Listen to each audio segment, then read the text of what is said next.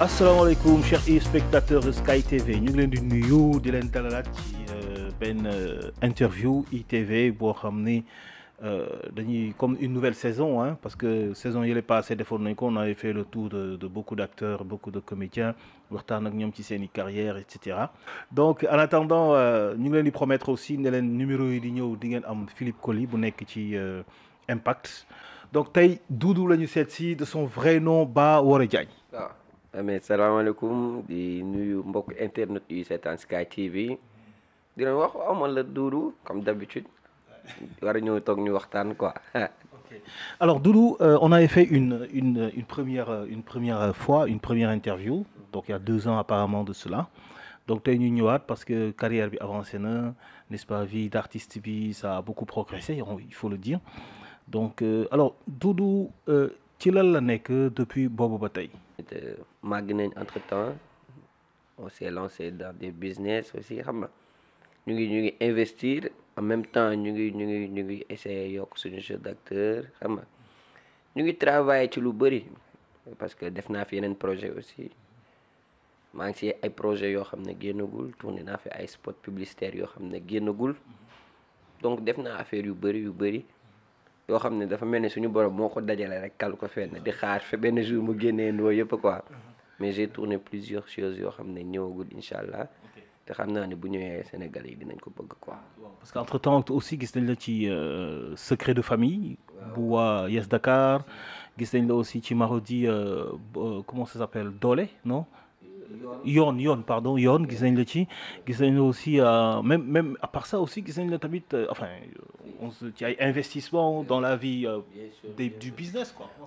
waaw xam nga tey jii au Sénégal cinéma tollagul ci niveau boo xam ne mën na nekk métier Sénégal cinéma tollagul ci niveau bi nga xam ne mën na nekk métier cinéma tollagul ci niveau boo xam ne boo toogee 4 ans wala 3 ans sans jouer di nga dund. c'est vrai que maison de production yi ñu ngi def ay effort ñu ngi lay fay mun nga si dund quand même bu nekkee mun nga gérer 1 an 2 ans bu normal mais tey jii cinéma toogul ci niveau boo xam ne boo si defee benn film wala ñaar mun nga am sa këru bopp wala sa oto nekk toogul ci niveau bopp donc du peu que tu gagnes tu essaies de faire autre chose parce que tey jii au Sénégal la télé c'est pas un métier c'est les ouvertures que la télé te donne qui te donne un métier. Donc si ouverture yooyu ñu am on a essayé de saisir les opportunités qu'on a eues on a essayé de faire un petit business yi nga xam ne tey jii dinañ ci jàpp bu cinéma ñëwee ñu gérer bu cinéma ñëwul tamit ñu gérer. donc ci nga duggoon ci affaire investissement parce que si je me rappelle tu as géré des restaurants par exemple am na benn restaurant bu nekkoon Sacré-Cœur.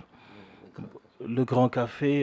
defoon nga ñu en rapport sax ak defoon naa fa benn interview ak Jalika bu maîtresse d'un homme marié après gis naa tamit ibbi nga beneen resto yow Almadi n'est-ce pas la vie c'est la vie et cetera alors racontez-nous un peu ce histoire avec ce relation avec le business quoi. waaw man dama teel liggéey nag par contre hein man à 14 ans j'ai commencé à travailler il faut savoir tout ça parce que. man lu ma gënoon bañ sama àdduna c'était l'ennui moi j'ai jamais aimé m'ennuyer man musuma bëgg toog nii du ma def dara et tout donc moment 14 ans sama yaay dafa ma doon naan yow fooy dem les week-ends alors que les week-ends dama doon dañ ay entreprise di def décoration donc bu ñu tegee chaise yi ma ñëw solal chaise housse takk na solal table yi napp teg centre de table xam nga pare ñu wax may servir di raxas ndab et tout et je prenais du plaisir à le faire parce que ça m'empêchait de m'ennuyer doon na tax du ma toog sama kër sans rien faire wala di ñaan kenn xaalis wala et bi ma ko commencé tàmm depuis xale si laa ragal toog di ennuyer wu au début genre bëgguma ko léegi dama ko ragal en fait donc loolu moo dem ba tey jii fu ma gis opportunité man xam naa nu may def ba dugal fa liggéey quoi. ak lu mu tuuti. léegi business bi nga amoon fële Almadi c'est la vie comment ça se fait ça marche toujours ou bien parce que entre temps corona bi dugg si na raconte-nous un peu. expérience entre temps waaw foofu nag expérience bi moom des na neex quoi xam nga parce que neexoon na xam nga commencement bi au début. Donc au début ça marchait quoi. waaye da doon marché ba ma tiit parce que tey jii man xam naa ne maa nekkoon unique restaurant boo xam ne 21h30 boo ñëwul dootoo amati place donc en 2 semaines je crois li ma investiroon foofu récupéré naa ko. En 2 semaines. C'est la semaine 2 semaines 3 semaines lu ma investiroon ci sama poche récupéré naa ko donc li ci des yëpp bénéfice la doon nekk quoi donc bénéfice la doon nekk bénéfice corona bi ñëw. bon ñu ne restaurant yi teel a tëj xam nga en tant que jeune rek yow doon nangu donc da nga doon bàyyi gars yi ne restaurant yëpp na tëj 21h yow ngay wut ay pexe xam nga di ko def muy gën a jàll nit yi di gën a ñëw di toog sa restaurant. daan jalgati heure bi te gars yi ñëw. heure bi quoi xam nga mais jalgati heure bi même ba jour bu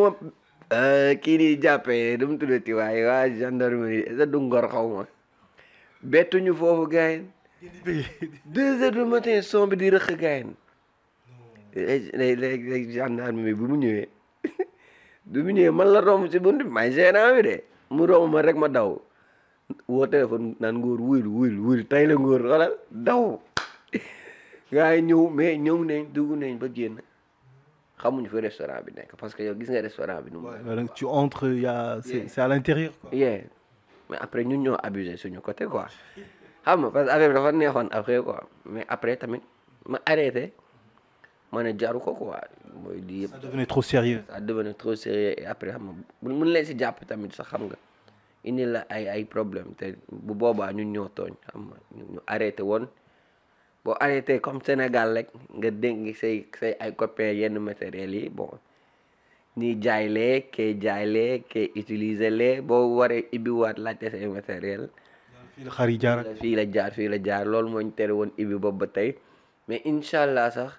ñu ngi si projet ibbiwaat beneen boo xam ne sax incha allah mooy gën a chill quoi parce que boobu je crois que c'est fini mais dañuy ibbi beneen boo xam ne suñu bosu bopp lay doon et waaw mooy loolu quoi. donc ça veut dire que bële matos bi moom finalement dafa mujjee seey ci loxo. nañ ko waaw gars yi séddoo nañ sama matos yooyu moom sama gars yi séddoo nañ ko waaw non mais xam nga Sénégal lu ñuy wax rek fii moom. mooy soo amee business say xarit ñoo lay njëkk sonal quoi xam nga parce que di nga ne bon comme tëj naa temporairement xaar ma dénk kii lii parce que lépp mënul xaj ci kër gi. lépp mënul xaj ci kër gi bu ko defee yow ki nga ko dénk bu ñàkkee xaalis toog 2 mois woowoo ko ci pour dara kii soxlaatu ko léegi da koy jaay quoi léegi yow un beau jour da ngay jug ne xaar ma ibbi fekk sa gars yi am na nu mu ko def quoi te doo yaa leen ko dénkoon quoi doo fi mën a nekk naan booy waroo ko fay ma wala xam nga. mooy loolu duudu sax du genre nit bi nga xam ne dina xula yow naan la fay ma wala genre affaire donc ma bàyyi mu seddi tey bon bientôt incha allah rek mu ñëwaat ñu ibbi benn affaire nag boo xam ne vraiment dina nekk suñu business su bopp. ce sera au même endroit. non je ne pense pas parce que bëgg naa ko def mu nekk si côté VDN bi parce que vu que léegi maa ngi si VDN bi bëgguma nekk foo xam ne dina ma sori trop quoi parce que bëgg naa am proximité ak sama business pour mën di ko gérer nice quoi. en tant que businessman foofu lan nga fa jëlee. en tant que jeune businessman ah forcément nit ki looy def ci kaw suuf di nga am expérience lan nga fa jàngee dëggantaan professionnellement parlant humainement parlant financièrement parlant lu ma fa jàng mooy que vraiment business dafa neex quoi c'est un truc que j'ai kiffé parce que après di nga comprendre lu bëri lu tax bon boo demee restaurant kaa yi di strict ci ay affaire quoi parce que dépense yi day bëri pour lekk yi ngay jënd naan yi ngay jënd xam nga donc boo ñëwee nit ne la may ma keneen ne la may ma tu commences à savoir que gars yi lii bu ma ko defee dina métti parce que chaque jour booy def say calcul soo wàccee ngay gis ni xam nga waaw. tu as offert 10 plats. tu as offert 10 plats offert nga 3 jus fii xam nga. ci xaalis bi nga am mayaat nga kële paas xam nga donc affaire yi boo ngay comprendre lu tax tey jii boo demee restaurant tey jii même boo demee seeti sa xarit il faut que nga use sa brain quoi parce que lu ko mooy rek di nga ko gaañ quoi. les gens pensent que bu ñu gisee client yu bari rek. waaw des fois gars yi foog ne bu ñu gisee client bi bëri na rek xam nga mooy ko waaw gars yi mi ngi gagné alors que des fois waa ji mën na ndugg weer wala semaine donc tey jii lu muy am si jour boobu peut-être suba du gis kenn est-ce que xam nga côté humainement parlant mooy tey jii di ngay gis nit boo xam ne chaque jour dina ñëw rek pour lu la neex da ngay gis ay nit yoo xam dañuy ñëw rek pour lu la neex am nit yoo xam ne dañ doon ñëw rek parce que dañoo bëgg a gis Doudou wala dañ bëgg a gis Ngor. Ils viennent en soutien quoi. waaw je te jure ni ay nit dañ doon jóge Kër Massar pour ñëw sama restaurant ay nit di nekk Europe di ma message genre su ma ñëwee Sénégal sa restaurant rek laay ñëw exemple donc xaaj bi sax bu ñu ñëwee fekk ne restaurant bi tëj na quoi exemple mais incha allah dina ibbiwaat mais aussi ça da lay apprendre c'est à manager c'est quoi un manager parce que nga am sa business di gérer ay nit ngay xam ne Sénégal tamit booy bëgg nañ job parce que ku nekk lay woo est-ce que doo ma jël sa restaurant ma liggéey ay nit sax yoo ko foogul est-ce que doo ma jël ma liggéey est-ce que doo si jàpp parce que bëgg naa liggéey donc si nga xam ni gars yi ñu ngi essayer peut-être que dañu gisagul moyen pour am job mais nit yi lu bëri nga si mën a jàng quoi parce que da lay mën a wax à peu près sax yow fi nga toog ci sa restaurant di nga comprendre situation économique dëkk bi fi mu toll ndax di nga gis sax couple bu ñëw sañse lu graaw heure fay jot copain bi ñëw yot ci yow na la gars man de lii laa yor soxna si laa xamul woon nu mu koy defee rek yow da nga siy jàpp quoi. Sérieux? Non mais je te jure parce que di nga gis couple bu ñëw xam nga lekk naan waa ji day naan wu ma xiifuma quoi naan jus dama ko dund. Madame, tu vois un gars bien sapé avec sa femme, sa copine. ak gelam nii xam nga. ñu bàyyi gel bi lekk moom mu toog. mu ne moom xiiful quoi mu ne ko mais xam man sama réseau rek mais naan jus gaañ xam nga affaire yooyu ma lay def lu la war na ne te chez toi xam nga. affaire dafa cher c'était cher. cherul sax. parce que man consommé naa fa cherul la. mais xam nga lu ma lay wax rek mooy sac dafa am solo am na gars yoo xam ne bëgg nañ lu neex seen ay copines wala lu neex seen jabar wala xam nga wala seen xarit ba des fois ñuy engagé loo xam ne tey jii xam nga mais bu mu ñëwee tamit expliqué ma dama ko ne waaw toogal sax yow ma andi laatal da nga coop nga mel ni da nga commandé et ça ma et je lui ai offert lu mu lekk moom ak copine am yëpp. Donc c'est pas une toi à un moment donné tu ne faisais pas dans seulement le business Rocky quoi. Parfois da ngay am un peu yaa ngi def social quoi. mais bien sûr xam nga nit ku nekk si li ngay liggéey nga mun a dimbali nit ku nekk si mooy li ngay liggéey mais des fois taximan dina yóbbu nit gratuit doo ko gëm mais taximan dina romb benn maire wala benn nit nii sax mun na ko kaay ma wàccee la si kanam yaay booy parce que nit ku nekk am nga xol quoi duñu ay robot duñu ay machine donc tey jii si li nga nekk rek nga mën nga si jaamu yàlla parce que yow mii si sa micro bi tey jii mën nga jàllale message yu nit yi nga xam ne bëgg nañ wax te mënuñu wax donc tey jii waaw un café de pâté sène ça ne se refuse pas waaw. ok bien sûr parce que tey jii yow tey jii vraiment fi nga toog nii mën nga wax benn wax boo xam ne ku nekk tey jii au plus profond de Kër Massar am benn affaire bu ko metti ci xolam mu bëgg ko wax te mënu ko wax donc Pathé Sène moom moo am chance yor micro mën ko wax jàllale message kooku et kooku loolu dina ko soulager dina ne enfin am na ku ñu waxal lan moo ñu metti woon comme man mii ni ma yoree sama resto ci couvre-feu bi des fois may romb gendarme yi doon taxaw sama buntu resto man maa leen doon jox reer et ça xam nga donc tey jii nit ku nekk mooy li ngay liggéey rek si loolu nga mun a jaamoo yàlla ci loolu nga mun a aider nit bi nga xam ne tane nga ko même bu nekkee tuuti parce que tey jii yor nga yor 100 francs sax saraxe juróom parce que nit ki tuuti nga koy ëppale mais tu te dis il faut que je partage tey jii c'est ça le sénégalais sax loolu mooy sénégalais donc noonu la woon te avec plaisir ah donc boo koy sentir sax dafay naturel dafay mel ni loo war a def la parce que Sénégal moo demee noonu tey jii sénégalais mënul gis nit bu sonn. man dama naa yor sama oto may dem bon man damay yóbbu nit damay yóbbu man gars yu bëri dama daan yóbbu nit ñi quoi pas de problème mais parfois mu nekk ci ay situation ak oto bi génn ci je me dis est-ce que du peut-être li ma daan dimbali gars yi démb moom la ma yàlla. d'accord yow Pathé yow koor kaay ma yow yaa doon force nit kaay ma yóbbu la yow sama kanam kaay ma yóbbu la. après dama daan nekk ci ay situation yu xaw a yéeme sérieux donc après je me dis peut-être que li ma daan dimbali doomu aadama yi peut-être ci oto bi wala ci scooter bi ak yu mel ni moom la yàlla di génne nit musuma romb maa ngi panne bu bizarre ci autoroute bi tu vois man daal dama gestu gis benn scooter ñëw teg ma tànk yóbbu ma facilement xaw ma fan la débarqué. donc déggoo li ma la amul jëf bu yàlla dul fay comme mu baax comme mu bon suñu borom lépp lay C'est rembourser. comme le karma, quoi. waaw non le karma il existe loolu xoolal dañ koy bañ a wax wala ñu wax ko mais c'est un truc il existe vraiment donc tey jii le karma peut te rattraper en 12 jours en 50 ans en 70 ans karma mën na la fekk ba sa biir bàmmeel on sait jamais mais c'est un truc qui existe donc tey jii looy ji rek jiwal lu baax nit ñi quoi man je pense que loolu moo gën. Alors, si on en vient à la profession, donc je veux dire à l'art, quoi, ci tournage bi joué nga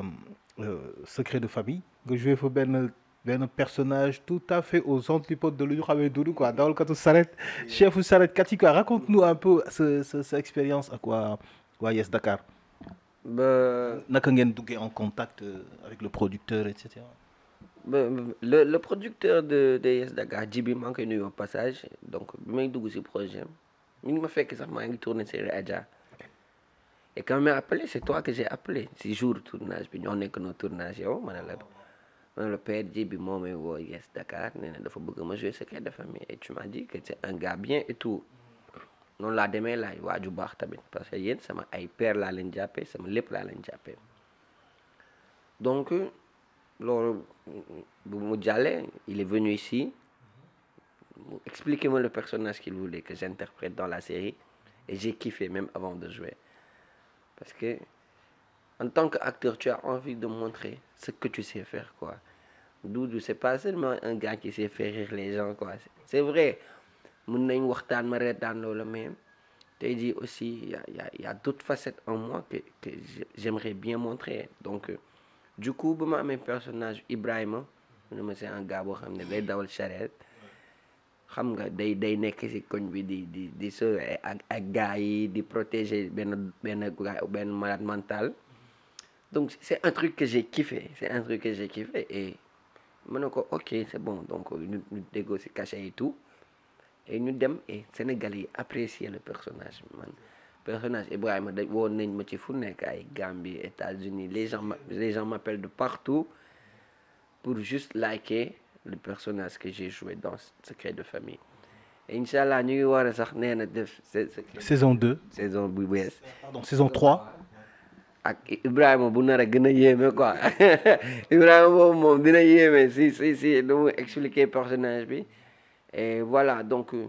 nekk personnage bu ma neexoon ma joué ko mais comme lu may wax rek un vrai acteur c'est un caméléon un acteur c'est quelqu'un qui peut changer xam nga parce que tey jii bu nekkoon Doudou rek la ñu mën joué moom mooy ñu tekki suñuy tàllu bàyyi toog xam nga parce que tey jii bëgg nañ Sénégalais yi ñu yëg loo leen lépp luy émotion boo xam ne war nañ ko mën a yëg et tey jii ba si série Adja Kassé Doudou n'a pas fait que jouer de la comédie Doudou joué na tristesse joué naa drame joué naa bandit joué naa drogué joué naa sàcc exactement joué naa tapette joué naa guerrier série Adja si même li ñu boole aussi joué nga ci apprenti li ñu boole joué naa ci mécanicien laa woon foofu exactement li ñu boole j'étais un mécano foofu un mécano ancien bandit donc tey jii il faut que nit ñi xam ni c'est vrai neex na Doudou daf ñu war a reetaanloo mais Doudou xam nga dafa am fu mu bëgg yegg tamit donc tey jii loolu pour mu yegg fa il faut mu wane ay affaires yu bëri exactement donc j'aimerais bien jouer dans d'autres projets. Comme dit 100% quoi. Je veux dire drame wala thriller émotion ak yeneen yoo. bëgg naa jouer projet boo xam ne nit bu ko seetaanee ñu ne kon boy bi day def comédie mu ne leen yéen wér ngeen kii kan la mën a reetaan loolu parce que bëgg naa def loolu quoi. Parce qu'il faut tamit que nit ñi xam ne aujourd'hui les acteurs commencent à s'émanciper. Les acteurs commencent à s'émanciper. Il faut que loolu public bi tamit xam ko mooy léegi on découvre que acteurs yi bëggatuñu des ci benn cadre bu ñu leen population bu bëgg a dugal yow Doudou bii nga joué ci série Adja yow del def comédie rek. boo duggee ci leneen sax non. surtout ñoom ci boppam na nga leen romb si mbedd bi ñu bëgg la gëm loolu xam na nga gis koo xam ne xamul dara si cinéma wala xamul ci lenn xamul ci anything mu ne la booy yow waroo jouer drame xam nga parce que yow boo ñàngalee sax da ngay reetaan ñàngal di reetaan amul loolu mënul nekk ñàngal di reetaan amul donc tey jii juste ça dépend du scénario xam nga tey jii série Adja du série boo xam ne am naa fa personnage boo xam ne mun naa fa ñëw am benn énervement bu explosif parce que si famille laa nekk fa xale te amul benn xale boo xam ne si man sañ nga nekk sa kër sa papa di wax nga ñàngal ba yuuxu ko wala sa yaay Sénégal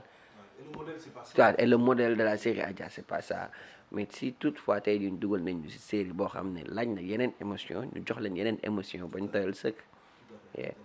Alors, donc, entre-temps, gis nañ la, hein, tu as beaucoup, enfin, à travers Instagram, tu as voyagé, hein, dem nga fi Gambie, surtout Gambie yow miin nga leen quoi. Non Gambie sama dëkk la Gambie sama dëkku xol la et dem naa fa seeti nit ñu baax parce que Griff Sougou moo ma yóbbu Gambie waaw Griff Sougou mu nekk sama grand bu baax bi nga xam ne sama copain bàcc gumba la moo ma boole ak moom présenté moo ko ne ma Doudou kii jàpp ko nga def ko sa mag sa lépp ma def noonu Griff téye ko ñuy ànd bu rafet mu may jàppale ci côté bu ne lu nekk moo koy defal mu ñu waxati mu yóbbu ma Gambie boole ma ak nit yoo xam ne baaxaay boobu mosuma ko gis Adi Diagne ak Jojo ak seen yaay ak famille bi yëpp ay nit ñu baax ñu may toppatoo gaayet man nar moo ñibbisi. da nga waroon dëkk fer. non dama doon dëkk Gambie ndax nekk ak Gambie Griff Adi Diagne Jojo mais loo soxla ko dem fenn. L'objectif de la Gambie c'était quoi? Artistique ou juste vacances? Non dama fa demoon juste pour vacances après gars yi génnee ma foofu ay business wutal ma ay link foofu ak entreprise boo xam ne dañuy def ndox foofu donc maa ngi fa war a delluwaat juste pour def communication bi la publicité billboard et tout donc mais Gambie moom yéen a gën a baax yéen waa Gambie yéen a gën a baax bëgg naa waa Gambie trop donc di remercier waat Gambie xam nga Marème Gueye sama jabar ci fa ne dama fa naroon takk jabar. non sérieux Marème Gueye. dama doon takk Marème Gueye Gambie. ah non bu kon dañuy ñëw ñaan si ah. non voilà non Gambie moom vraiment dañu baax trop boo fa nekkee repoussé naa sama ñibbi ñaari yoon Griff Sougou foofu la ma bàyyi ñibbi si keneen ki ma àndaloon fa la ma bàyyi ñibbi si man damay toog gars mais après sama yaay moo ma teg pression foog nga ñibbi si yaa ngi signé ay contrat jàmbur foog nga liggéey et tout xam nga mais Gambie moom dinaa fa dellu et dinaa fa yàgg quoi parce que dëkk bu magnifique la et dëkk bu bëgg surtout série Adja quoi. non foofu yéen xamoo leen sax boo leen fa demoon ngay xam waa série Adja bu ñu newoon juumoon ba wàcc see foofu Gambie di nga xam ni ñooñu bëgg nañ leen te baax nañ billaay Gambie mën nga fa dëkk te dara du génn sa poche nit yi bëgg nañ la defal lépp comme damay waxaat rek merci Adi Diagne Jojo ak seen yaay ak Griff Sougou ak bàcc bi ma boole Griff Sougou. Alors, aussi, Doudou, on va venir sur... on a une expérience, toi et moi, donc il faut qu'on en parle, c'est-à-dire notre mauvaise expérience, notre mauvais épisode, il faut qu'on en parle, parce que beaucoup d'eau, certes, a coulé sous les ponts. Moi, ce qui m'a impressionné, par quoi je vais commencer? Moi, c'est un mauvais épisode de notre vie, n'est-ce pas? Moi, ce qui m'a plu, c'est que yow ak Ngor yëpp seen carrière dafa continuer dox tu vois fi ñu doon xaar sa carrière yàlla def na sutura te man je me dis que peut-être dafa mel ni il fallait que yàlla andi lu mel ni pour lu gën a rëy. Est-ce que tu penses pas comme moi j'ai l'impression que au contraire depuis ce mauvais épisode là seen carrière dafa gën a dox. Tu as l'impression? Mais je du ma sax wax impression mais c'est ce qui s'est passé mooy que mauvais épisode bi dafa defar quoi bu dee dëgg rek moo neex yàlla du woon luñ mbébét nag du lu kenn di ñaanal sa bopp du lu may ñaanal sax sama noonu mais dafa defar et comme lu ma lay wax rek sànq wax naa ko fii mooy suñu borom amul jëf bu mu dul fay loolu booy ji nit ci rek ji leen lu baax parce que ku nekk jaar na fi. loolu yàqal la lu bëri mais suñu borom ñun dimbali nañu sax ba dafa mel ni suñu wërsëg foofu la ko jaarale te dafa tamit am ñoo xam ne seen ay wërsëg day jaar ci seen naqaru moroom parce que wërsëg yi dañoo yemul. seen wërsëg day jaar ci seen naqaru moroom. waaw c'est-à-dire. parce que tey jii dafa am wërsëg dafa wute xam nga tey jii nit dafa am wërsëg boo xam ne dalay fekk si. am boo xam ne da nga koy dajeek moom am boo xam ne da nga koy jëli et tey ji ñun suñu borom dafa mel ne daf ñu defal wërsëg boo xam ne daf ñoo fekk si donte dañoo jugoon sax pour jëli ji ko mais ñun dañuy toog fii man sama kër laay toog lu nekk dina fi fekk di waxal ay nit yoo xam ne ku ma waxoon dinaa waxal ñoom sama àdduna du ma ko gëm te pourtant damay nekk si mbedd bi mooy di jéem a créer benn affaire sax gars yi woo la ne la yee duudu la yee man maa ngi teeru bi man la kii dama soxla woon lii est-ce que mën nga ñëw mais nga ñëw si benn demi journée nga gagné benn ay connaissance boo xam ne pendant 2 ans yow mun nga ci lekk ci moom ay millions xam ne man non je te jure mënuma la expliquer li ma lay wax sax mais comment j'ai cette facilité de rencontrer des gens yoo xam ne ñoom bëgguñu dara lu dul nañ ma jox seen business toog quoi te xamuñu ma ci Adama xamuñu ma ci Awa mais bëgguñu lu dul jox ma man seen business. En fait, c'est que man j'ai compris. Hein. Bon, si tu partages aussi, hein, c'est-à-dire, moi j'ai compris que, man, li ma gis, moi les gens ont, ça a redoublé l'amour des Sénégalais envers toi. Billaay man pare man bi ma demee ay Gambie dem naa fi Gambie dem naa fi Maroc. mais dem nga ba Maroc. mais après dem fi Casamance mais dama doon tëju nañ si nekk guddi sax may jooy ndax kontaan parce que dama naan en fait qu'est-ce que j'ai fait pour ces gens-là lan laa leen defal ba je recevais tellement d'amour boo xam ne mënatuma ko gérer prank bi ma Mahfouz def mais va regarder les commentaires nit yi dañ doon def ay posts sur Instagram sur Snap comme si c'était un événement juste pour me montrer tout leur soutien et tout l'amour qu'ils ont pour moi et affaire yooyu ñoom dañuy foog ne du dara mais su ma tëddee moi dama koy yëg sama biir xol. Et ce prank, moi j'ai eu peur. J'ai eu trop peur, j'ai eu une boule à l'estomac. J'ai eu hyper peur. Parce que je me suis dit, ben, écoute, est-ce que man, c'est-à-dire, yow li naan encore une fois, yàlla moo la suturaal. si dëgg la encore. T'as eu peur benn instant piège boobu. waaw bon bi ñu ma waxee prank la vraiment j'étais très très surpris quoi parce que je me suis dit à faire des pranks sur ce thème-là xam nga mënoon na nekk keneen quoi et qu'est-ce que les gens auraient pensé de lui tu vois mais quand même man moom xam naa ni du ma yàlla du ma yonent moom mais pour ay genre prank ci affaire yooyu noonu duñ ma gaaw a jàpp quoi parce que nit ku nekk moom mooy éducation bi rek moom mooy c'est la base quoi xam nga. C'est la base. ñun xam nga paate Sénégal daa xamul lan mooy réussite tu sais la réussite nekkul nga juddu fekk sa papa am lépp sa yaay am lépp mooy la réussite c'est de passer par ay benn yoon bu metti nga sonn daj lu kenn dajul dégg lu kenn déggul ba enfin li nga doon wut yëpp nga jot si. C'est ça la réussite, c'est cette reconnaissance que tu vas avoir envers la vie après. Moi, t'ai dit, les gens qui ont réussi, c'est les gens qui ont ramené. Fi ñu jógee vraiment nii na non adduna bi may na ma chance quoi parce que fi ma jógee ku ma waxoon tey mun naa toog ci li ma toog wala am li ma am du ma ko gëm donc réussir c'est avoir une reconnaissance envers la vie mooy ko jaar foo xam ne vraiment c'est pas évident nga am li nga am tey mais réussir c'est pas yeewu naa fii am naa diplôme fii jël nañ ma entreprise fii am naa liggéey fii non parce que man c'est la reconnaissance si ngay yëg valeur li nga am en fait. Alors Doudou, est-ce que xam nga ne donc pour en revenir à notre mauvais épisode de notre vie parce que man si je dis mauvais épisode parce que j'ai été aussi affecté que toi que Ngor li leen dal man dama toog sama nekk est-ce que xam nga ne toog naa 1 mois yoo xamante ne sama fenêtre salle tijjeekuwul. C'est comme un paranoïa, c'est-à-dire j'étais tellement dégoûté, choqué. Sama fenêtre salon, sama fenêtre kër doo gis lu ne ci biir kër gi parce que j'ai rien, y a pas de problème mais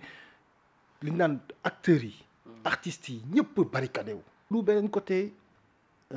tu vas me dire pourquoi man blâmé naa la keneen ak keneen. Je vais t'expliquer pourquoi ma blâmé leen tey. ñu toog di attaaya ñu ne ñun soi-disant entre copains nga xam ne man yàqkat la damay posone su ma tegee attaaya baraada bi ku may séddale kaasu attaaya nga toog keneen toog man ma toog ma yor baraada attaaya bi xam ne man je suis diabolique je suis diabolique, je suis une vermine. ma jël sama attaaya nga gis ma non je te jure je parle avec le cœur ma jël sama attaaya def ci poson ñëw jox la kaas nga genre ma jox sa morom kaas sa morom naan kaas bi dee ci suñu kanam et pourtant toi tu continues à être ami avec moi naan ma bàyyil posone bi sachant que yow un jour viendra kii ni mu la posone ni mu posone kii ba mu daanu sa kanam dee man la vermine mun naa la posone ba nga dee et pourtant je continue à être ami avec toi est-ce que benn instant bi nga toogee amuloo regret boobu. Ah mais bien sûr comme on le dit souvent au Sénégal mooy des fois tey jii booy daanu cuune ngay nekk tu vois mais après tu te dis mais comment j'ai pu connaître une personne comme ça mais tey jii après mooy suñu tellement on est positif dans notre tête chaque jour on était convaincu qu'on pouvait le pousser à changer, qu'on pouvait le pousser à devenir une personne bien, qu'on pouvait faire beaucoup de choses pour lui. Après c'est instant bu mu lay def loolu ngay xam ne c'est arrivé jusque là tu vois donc mais après pour man yëfu góor la woon boo xam dafa waroon jàll quoi vraiment instant bi su may wax ak yow vraiment ça a cicatrisé quoi parce que ça a fait de moi quand même sax un homme quoi. Et pourquoi je te confirme ça parce que am na benn cérémonie bu nekkoon ci sa boo partagé woon sa Instagram am benn intervieweur bu la laajoon mu ne la ba nga ne ko donc question bi je sais plus mais la réponse c'est ça qui m'a intéressé le plus bi nga ne instant yi àndatuma kenn jamono yooyu c'était juste après lorsque tu as recommencé ta vie quoi nga ne je suis seul àndatuma ak kenn explique-nous cette prise de conscience cette prise de résolution par rapport à tes relations humaines parce que malgré tout am na naka nga gisee ban regard nga mujj am sur les personnes qui t'entourent. Qu'est-ce que tu as découvert? Ce que j'ai découvert résolution boobu. Ce que j'ai découvert c'est que chaque personne essaie de sauver sa peau et tey jii quand ça brûle là ñëppay daw c'est vrai il y aura des gens ils vont juste te faire un coucou mais ils vont pas venir te donner leur main et te dire ça. Ils vont pas oser s'afficher avec toi. Ils vont pas prendre leur défense yi nga ay nit yoo xam ne jàppale nga fi nit 5 ans ba mu am lu nekk mais loolu ñëw mënatoo ko dégg mënatoo ko gis ba tey exactement et parce que foogoon na ne gars ki bu ma fi tax ci bu ma taxee ci moom sax ba gars yi du ma boole ak moom mere ma tu vois et après man chaque jour ma force c'est que je suis une personne j'accepte man quand tu me dis bàyyi naa la c'est pas grave mais après assume man noonu laay dundee dis ce que tu veux mais assume après man j'ai jamais eu de problème parce qu'une personne m'a dit bëgguma la wala neexoo ma wala du ma ànd ak yow wala bu ma topp wala j'ai jamais eu ce genre de problème mon seul problème c'est les gens qui vont pas assumer après donc assumer c'est-à-dire assumer leur amitié avec toi xam man tey ji Pathé sama pap nee na boo mënul bàyyi soo mënul bàyyi benn affaire jàpp ko ba ñëpp xam ne jàpp nga ko boo mënul bàyyi benn affaire waaw jàpp ko ba ñëpp xam ne jàpp nga soo mënul jàpp nag benn affaire nga bàyyi ko ba ñëpp xam ne bàyyi nga ko ne fais pas dans la demi-mesure. voilà man dama lay jàpp wala ma bàyyi la man noonu laay dundee quoi man dama lay jàpp wala ma bàyyi la donc ma taseeg journaliste mu ne ma est-ce que nit ku baax dina bëri xarit si moment bi ma nekk quoi. benn journaliste dafa la laaj ne la. génn noonu ak wéet bi ma doon sentir ci période boobu ma xam ne man dama baax et j'ai vu personne j'étais seul ma ne ko nit ku baax bëri xarit et man dama doon ànd ak ñëpp. c'est cette question-là qui t'a. parce que daf ma ko wax te loolu laay dund quoi man je sais que je suis pas une personne mauvaise ci période boobu noonu. Et j'étais seul en fait très très très seul man maa ngi woon ci dëkk yoo xam ne au plus profond de la Casamance ku ma waxoon naa fa dem sama life du man dama doon dox tànku neen comme ñëpp dox ci ay latérite di dugg ci àll di wuti bant juste pour vivre en fait. Après cet épisode. waaw juste pour vivre dem pour dund quoi pour Pour sentir que tu existes toujours. Quoi. Parce que tant que tu étais encore ici. Ay toog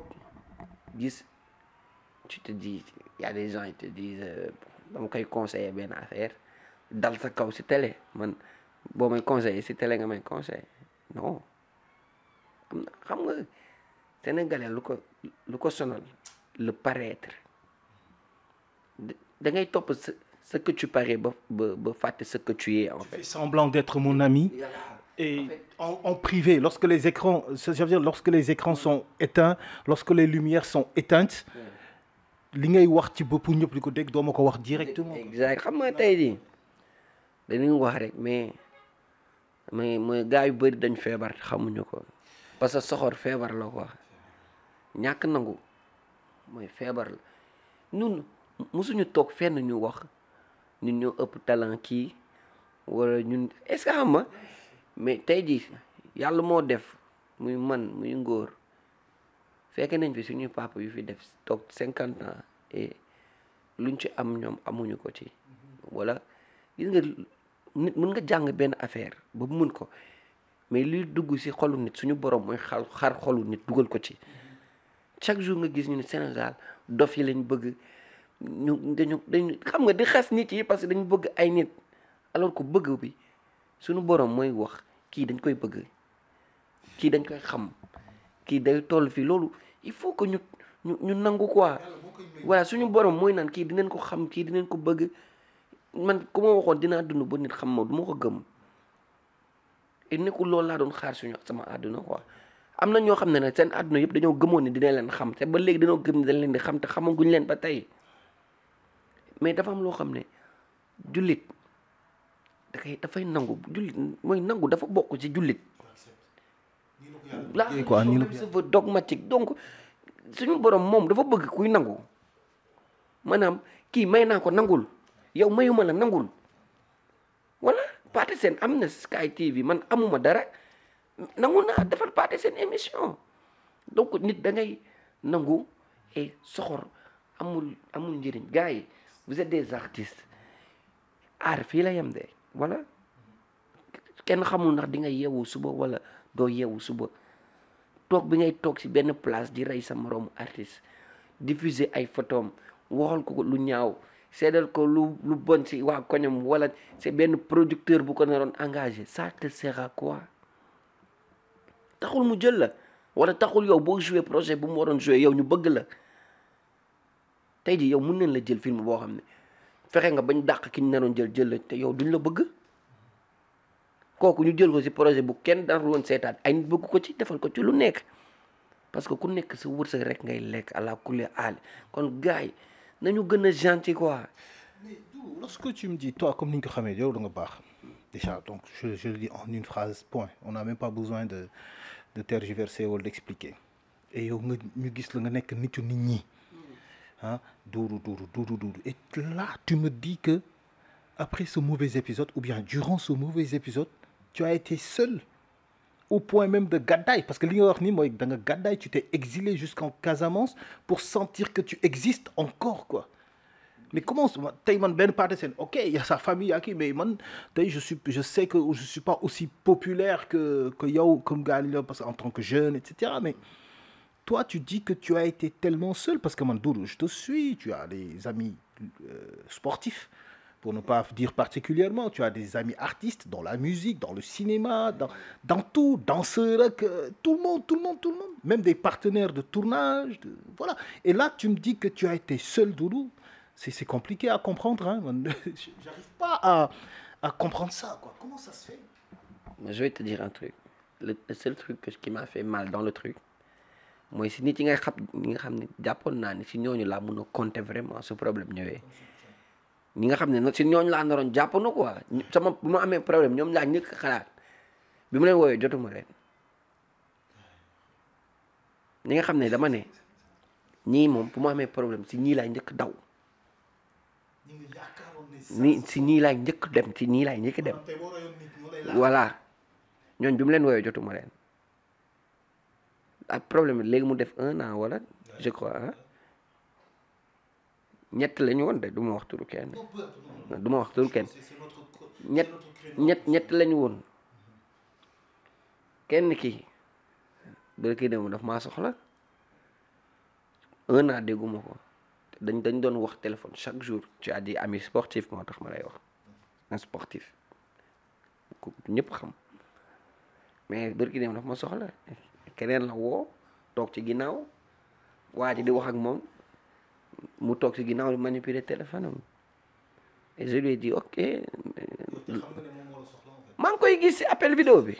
moom mu toog di manipuler téléphone comme si du genre bon xamante tuñu bon suñu rapport yi melatul comme avant quoi xam nga ndax lan parce que dafa foogoon Doudou c'est fini et la vie c'est pas que le cinéma tey jii même sama carrière cinématographique bu yàqu woon pour man tey jii am naa ay rapport humain ak nit yoo xam ne warul mun a dañ ndax ay problème mais tey jii mi ngi nii suñu borom xam nga defaraat na lépp mu ngi chill lépp mu ngi nice et après tu vois les gens revenir. Et entre parenthèses, tu as fait toute une tournée presque nationale hein, avec Ngour pour ben produit là, je sais pas, vous avez fait le Sénégal. On a fait le Sénégal pour une entreprise qui s'appelle Kouvar Amar.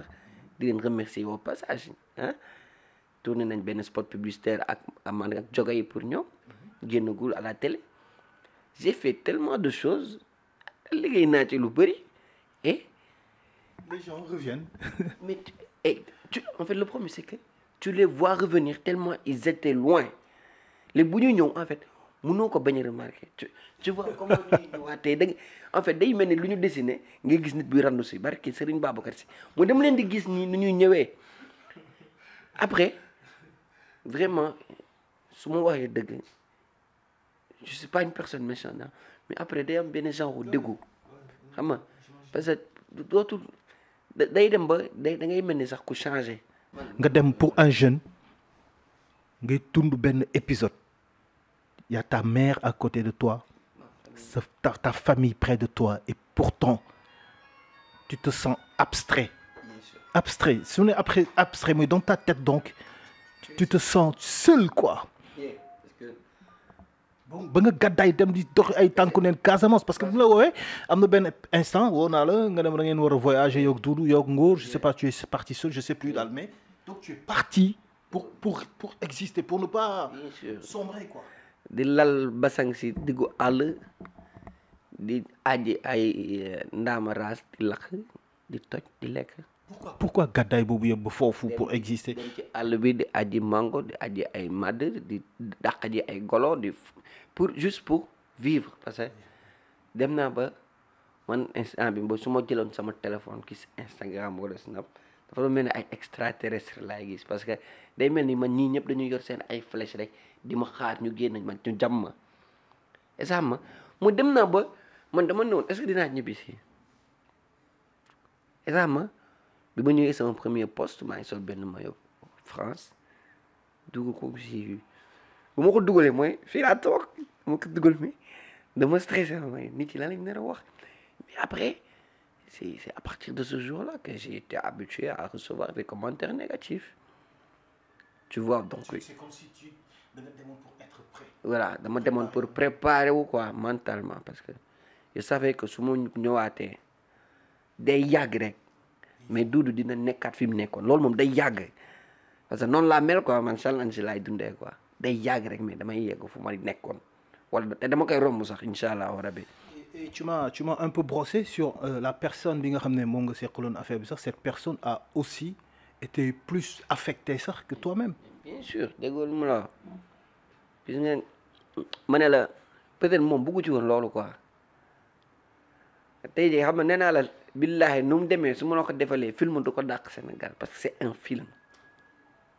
Donc toi tu es la victime en quelque sorte. Oui. Mais la personne donc ta partenaire a été le plus affectée. Voilà. C'est-à-dire elle a été pas plus affectée mais autant affectée ou bien presque autant affectée que toi. Hein. Bien sûr et est-ce que moom nekkul woon victime tamit.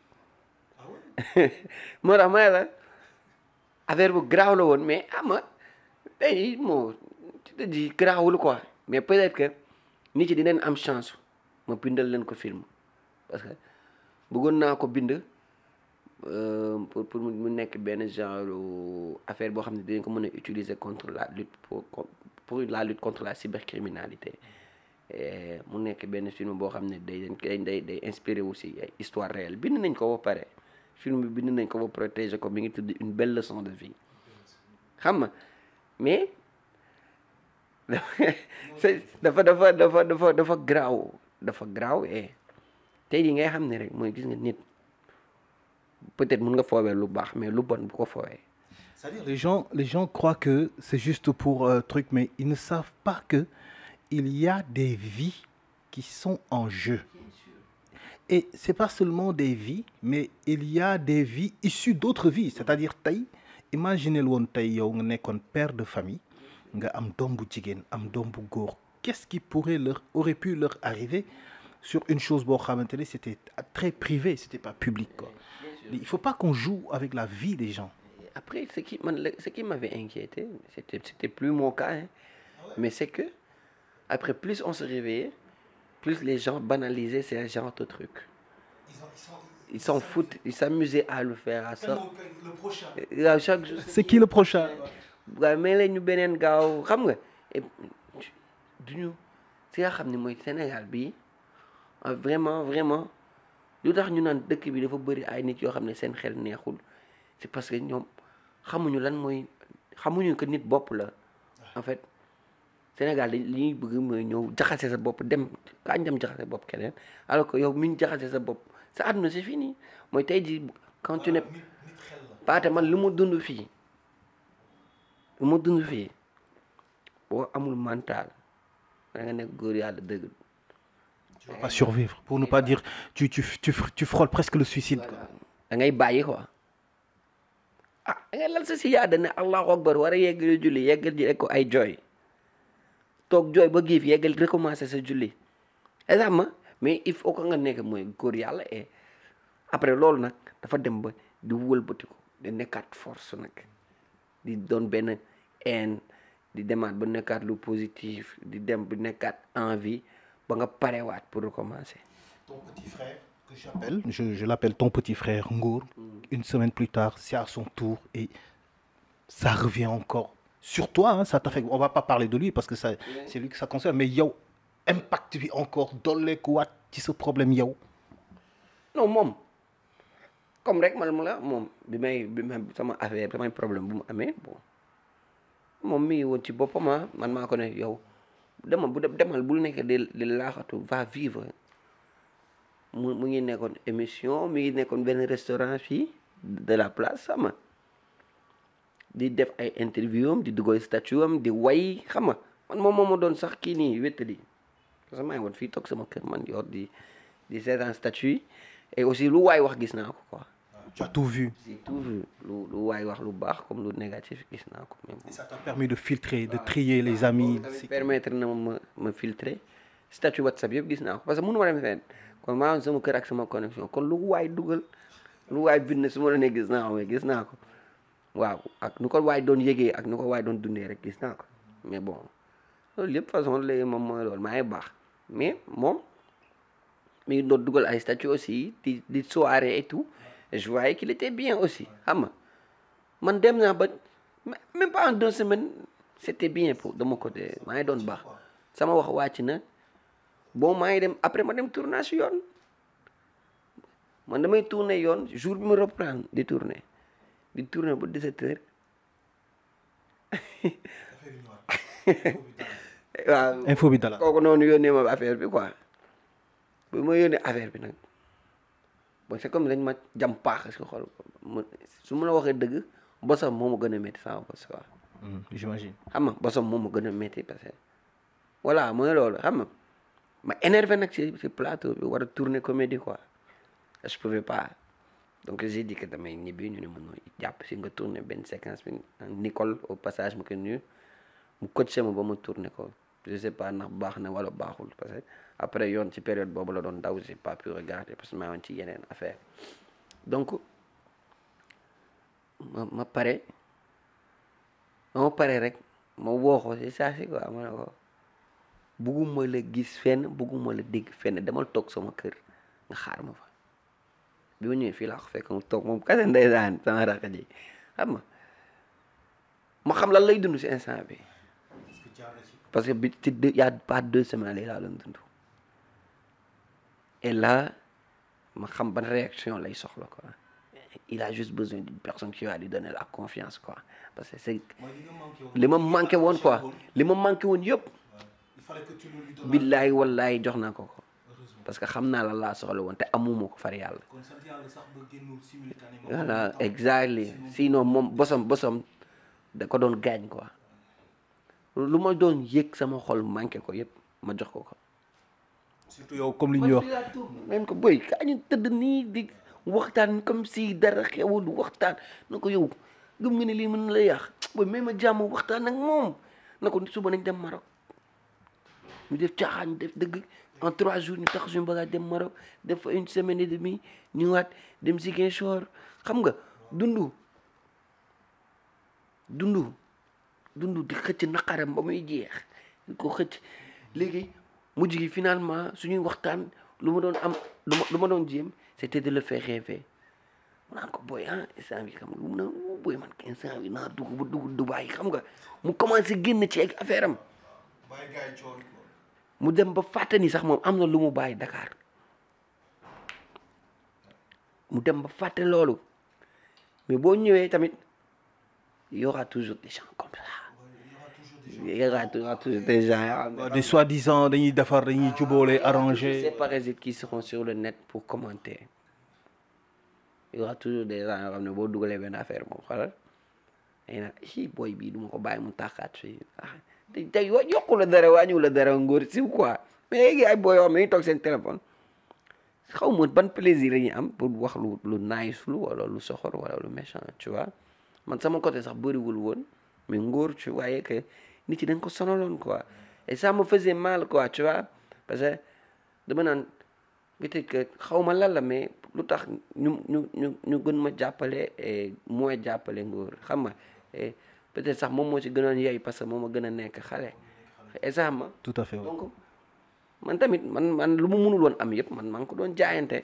lu mu soxla ci plaisir ñu jëm. toi tu as été là parce que suñu première interview yaa ne da nga dem ba Sébikotane sax dem jëli ko n'est-ce pas nangu ko ci yaayam andi. yaayam kii fii lay dëkk. heureusement que yow am nga loo jot a. ngóor dafa fu ñu jaar xam nga parce que da doon wàcc tournage ñun bu ñu wàccee ay 2 heures du matin 3 heures du matin dugg suñu kër góor ne moom mi ngi wuti oto pour ñibbi ba Sébikotane parce que fa war a jàngi bu jàngi wee ñëwaat 18 heures nelaw ma ne ko mère mu ne ma naam ma woo yaayam na ko kii nga ko ma ne ko bàyyi ko ci man parce que lii mënul nekk dafa nekk xale bu ndaw temps yooyu ngóor vraiment boo ko gisoon da nga xam ne ki dafa sonn booy xool image yi ngóor nu meloon ak góor nu mu mel tey da ngay non mais daan même première saison bi daan tourner en même temps dem jàngi école ñëwaat ba fële tourner il était brave hein très brave metti woon ci côté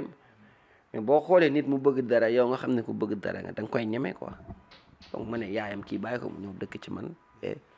depuis lors il est là. depuis 5 ans man nag ngóor ñu ngi nii ba léegi tey ngóor moo ma sut moo ma gën a jantal moo ma ëpp abonné Instagram moo ma dàq sañse moo lay wan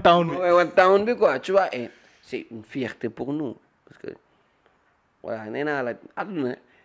nit yi fu ñu ko teg ak fu mu nekk moo sori xam nga yow boo toppee sa bakken ba fàtte sa àllaaxira rek da ngay juum. ta mère elle était là sa yaay la famille durant ces périodes sombres. waaw nee naa la man si période boobu laa xam ne nit gënuma famille ah si période boobu laa xam ne mooy nit gënuma famille parce que da ngay xool yow ñooñu fuñ c'est extra. ils t'ont pas lâché en fait. non nee naa la dafa mel ni man defuma dara billaay j'ai une famille extraordinaire munu ma leen fay mooy su ma amoon ay milliards ku nekk mu jox la 1 milliard fayu ma sama famille. c'est là que tu as compris que tu as une famille et c'est important. et boobu laa xam luy famille en fait c'est pas parce que nekkul dama xam ne am naa famille de dama xam luy famille et si ngay xam ni nit amul lu dul mbokkam. li ñu naan nit amul mbokkam fii foofu nga xamee sens bi. bien sûr lu ñu naan nit amul lu dul mbokkam boo amee lu la metti dëgg pare seen doo gis ku dul sa mbokk. et pourtant di nga gis ñeneen ñoo ay célébrité ah yu nekk ci ay jafe-jafe mais après da ngay dégg sax ñu naan la benn nijaayam génn na wax fële tu vois y a toujours quelqu'un qui jette des pics naan dama koy yedd ak dama koy tu vois alors que toi à aucun moment on a entendu ta famille se prononcer man mii sax maa ci ëpp man lañ gën a dégg sax. yow yàgg non man moom dama jël raag bi moom. yow moom yaa gënoon mer sax sama yaay bu léegi dama koy wax pas de scène jàpp ko sa papa la sa lépp la xam nga boo waat naa la remercier la waxtaanaat nañ xam nga mu jàllaat nañ ci lu leneen xam nga mais tamit il faut tamit nit ñi xam ni mooy yow taxawaay bi nga ci taxaw vraiment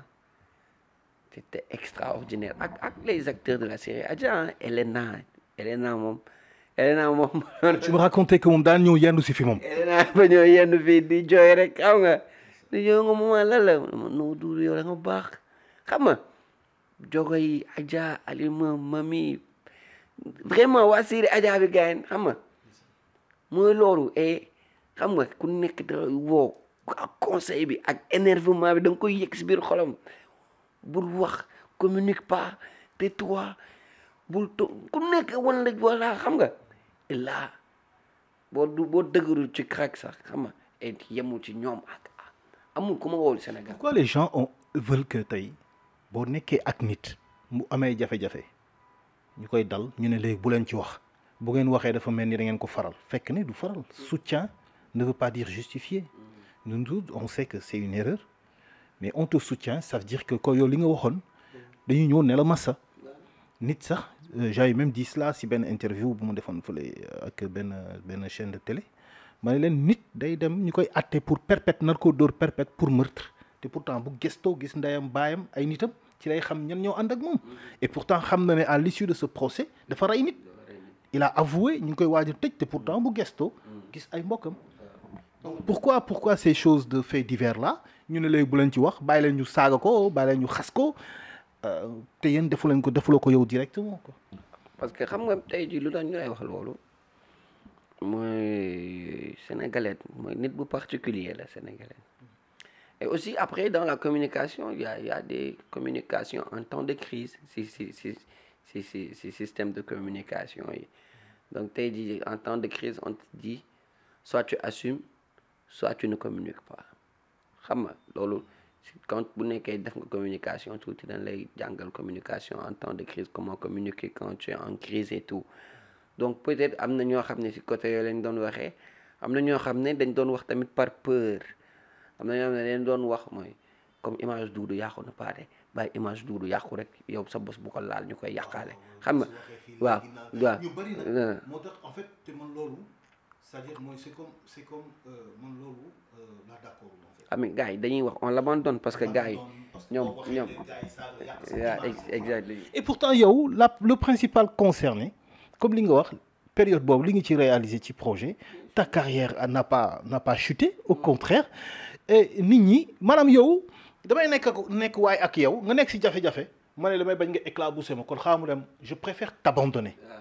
man maa ngi am projet yoo xam ne yow yaa ngi koy wut depuis 10 ans mënoo ko. 10 ans yaa ngi koy wut en quoi tey soutenir Doudou wala soutenir keneen ak keneen parce que boo ko defee Doudou ça veut dire que ku ko xam ci yow il n'aura plus confiance en toi parce que tu seras une personne qui va lâcher ton ami tu abandonnes ton ami. mais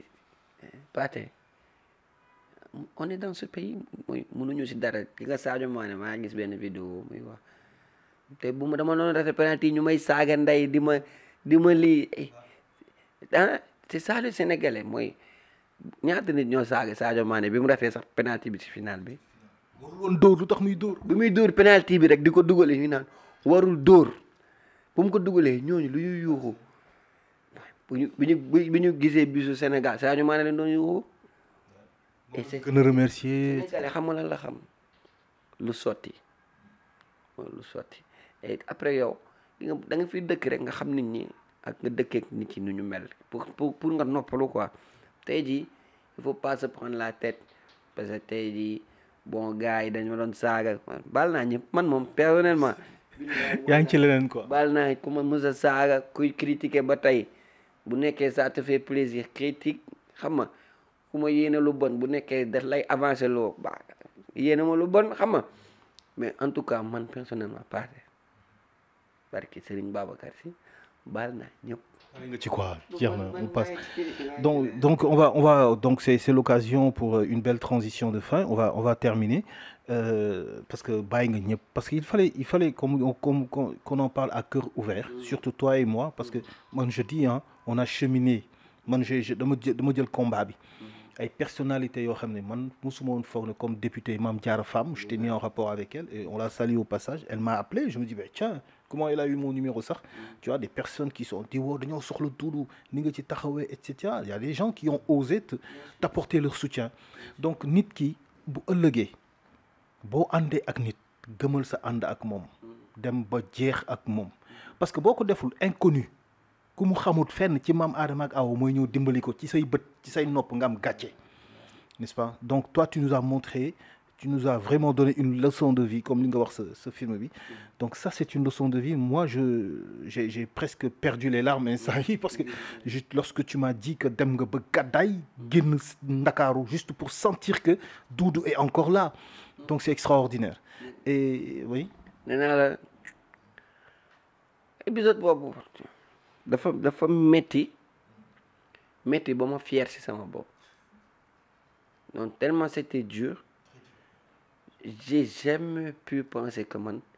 dinaa mën a dund ci conditions yu difficiles noonu. ma xool fan laa jógee fan laa nekk nii tey di xool ñan laa fi nekkal nii tey. su ma la waneen vidéo yi wala ma posté woon ko Instagram rek nga xam ne ma lay wax damay xëy weex tàll xam ma sama siwo mango laay teg parce que dañ doon toog ñànk tàng jën bisaab li ñuy lekk chaque jour. Mais man yow xam nga man dama allergique au poisson, donc chaque jour man damay dem ci àll bi aji sama 10 mango toog ci diggu àll lal sama basang wéeru ci garab di lekk sama mango du ma ko raxas sax ma ndox lu metti. Mais après lu mu def ci man mooy que pas de nit mënatuma sonal man. Nit mënatuma sonal parce que dem naa dund man kase benn affaire boo xam ne suba ku ma fa yóbbu ne la kaay dund ko boo fa defee xaaju journée da ngay ñibbisi ci looy gis ku amul fit sax doo fa dugg. Mais tey di pare naa mooy que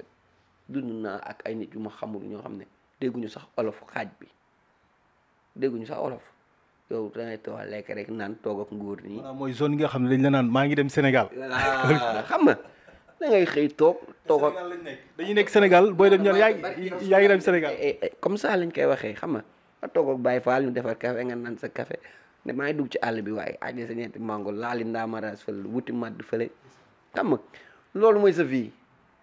dina tey ne nga tëdd 7 heures nga yeewu kër gi bi ma dëkkoon ak jàkka ji ñëw dend. chaque yow dañuy dem julli ñëw toog pas de télé pas de rien.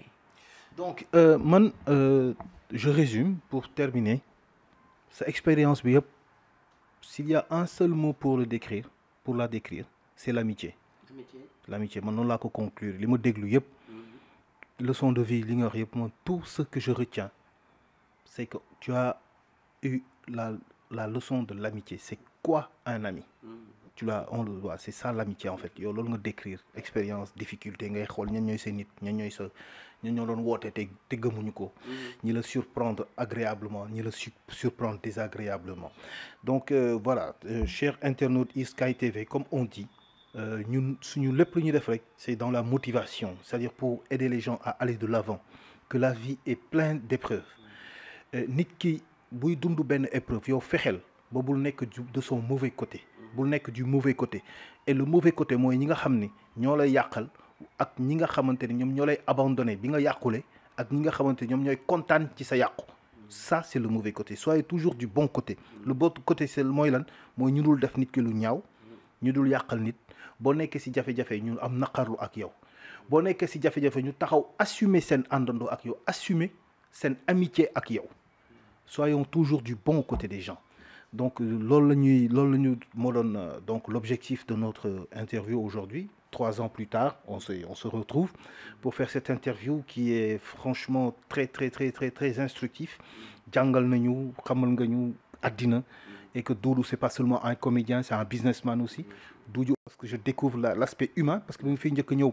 j'ai découvert l'aspect professionnel artistique mais là je découvre une personne mature, une personne mûre, une personne intelligente qui a la tête sur les épaules et ñu ngi lay ñaanal vraiment yàlla andil la yeneen projet man je t'apprécie te je crois que je te l'ai toujours prouvé man je t'aime beaucoup je t'apprécie beaucoup te heureusement que sa yaay xam na ko donc kontaan nañ et juste un mot de la fin peut-être envers les amis Ouais, ben, la famille un mot de la fin, je crois que je vais dire l'histoire ne fait que commencer, tu vois. Tey jii bu la dara jaral war sa xarit wala bu la dara jaral daw bu méttiwee parce que tey jii am na ñoo xam ne Doudou c'est dañoo foogoon c'était fini aujourd'hui Doudou fight ba nekk fu mu nekk nii et ñan ñoo am problème ñi dawoon bëgg ñëwaat et moi je vous dis je vous accueille les bras ouverts ñëw leen seen Doudou la seen gain là et je suis la même personne je ne vais jamais changer et bientôt ñu bëggalaat Sénégalais yi. Inch'Allah projet yu neex et merci infiniment à tous les Sénégalais à toute ma famille.